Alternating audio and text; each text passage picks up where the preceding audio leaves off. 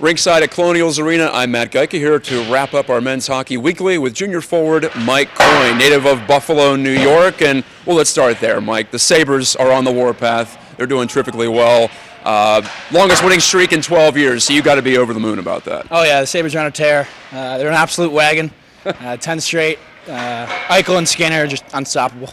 Yeah, I love that move, bringing Skinner. And one of the Penguins to sign Skinner, but, neither here nor there. Yeah. Sabres could have used him, and they got him. Yeah. Anyway, how has your junior season gone? Because I've talked to so many of your fellow veterans on this team, and when 11 freshmen come in, it really changes the composition of the squad. How do you think that process is going?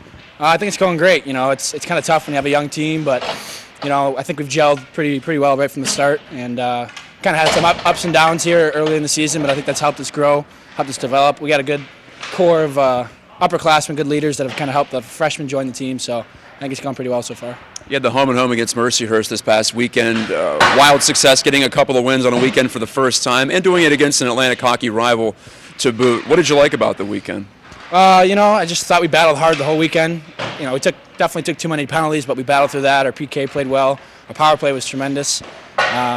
Overall, just to kind of get two wins in a row, especially against an Atlantic team, it's just a real good weekend for us. And you got your first 2 points of the season, an assist on Aiden Spelossy's goal on Friday, and then a goal of your own, taking on a D-man one-on-one late in that 7-1 victory up there.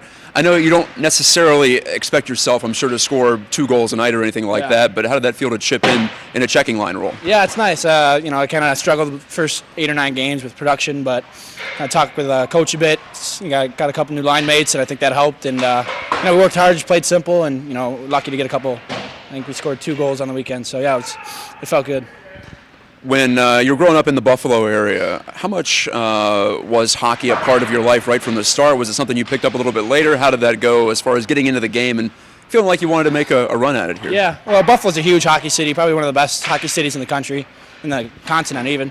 I got into it, my older brothers played, so he kind of got me into it. Started around when I was 4 or 5, and a lot of good competition there. Traveled around the country a lot growing up. And then Sabres were really good back when I was younger too, about 10 years ago. So that helped too. Yeah, the Danny Briere, Chris Drury, Ryan Miller. Yeah.